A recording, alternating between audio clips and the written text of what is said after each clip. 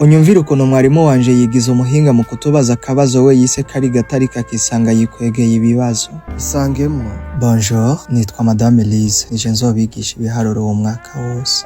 Rero kugira ngo ndabe ko mwese mwimutse mukaza muri secondaire mubikwiye ngo ndababaza akabazo gato k'ibiharuro ko kubapima. Ishure ryose ryakomeye induru rimwe riti oya mwigisha no kuri. Ariko tukiri ku munsi wa mbere w'ishure atani ikintu na kimwe uratwigisha madamu uzi n'ukuntu ibiharuro bigoye. Mwigisha ati ntimugire ubwoba n'akabazo gato cane koroshe. Akabazo naka.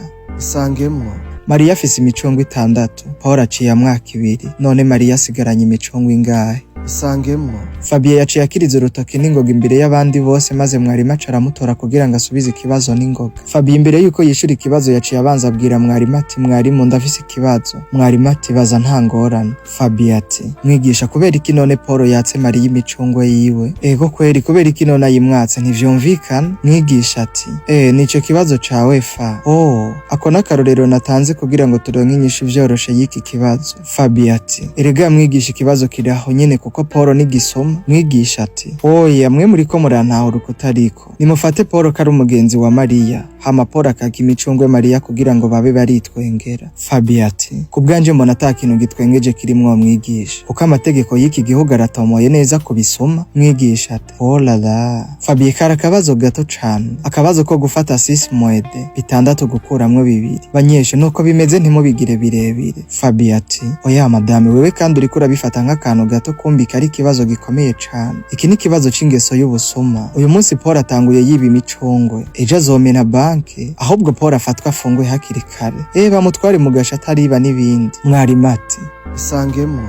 Nyene basha Paul ntabwo yashobora gufunga. Muzi impamvu none? Oya impamvu ntayo tuzi. Impamvu nuko n'uwo Paul atabaho baje. Iri ni izina nari niyumviriye gusa kugira ngo dukora ko kabazo bitworoheye. Fabien ati okay. None nimba Paul atabaho ninde yivye imicungwe ya Maria? Ishure ryose ryongera rivugira rimwe riti ninde nyene natubwire mwarimu. Mwarimu yivugana n'akajwi gato mu mutima wiwe ati ndabona uyu mwaka utazohera amahoro nimba aba banyeshure tugiye gukorana. Isangemwo.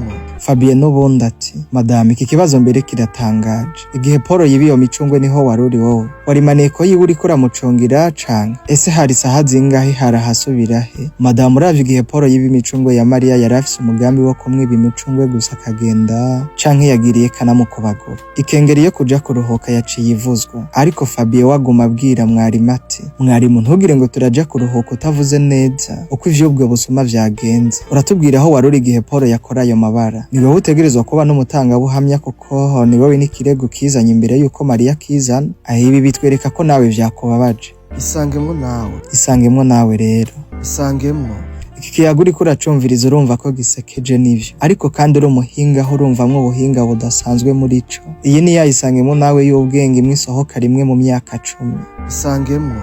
Mw'ishure haba harimwo abanyeshuri benshi kabisa, benshi kandi b'impano zitandukanye, impano nyinshi. Wumvirije neza muri iyi nkuru wumva Fabien yarahagarariye iruhe rwego? Mwarimu wiwe nawe wumva yarahagarariye iruhe rwego mw'ubu buzima? Kuko jewe numvirije neza numva ibintu vyari vyamaze guhinduka bitari bikiri vyo mw'ishure gusa. Bayobozi b'indero namwe bigisha, Isangemwo ndababwire ibintu vyarahindutse ubu biri ku rundi rwego. Inyigisho n'imfasha nyigisho nazo nyene zikwiye guhinduka. Ibibazo n'inyigisho zidafasha nk'iki kibazo c'uno mwigisha wo muri secondaire bikwiye guhinduka, hakazanwa inyigisho n'imfasha nyigisho zijanye n'ibi bihe turimwo. Nkuno mwarimu numva jewe atakintu yariko arafasha bano bana bo muri secondaire.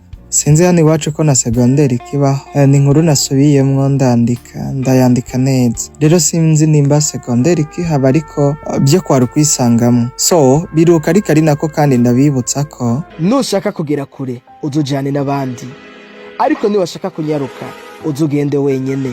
Dufatanye urugendo tugere kure hashoboka, twoye kwijana kuko inzira y'umwe ntishika.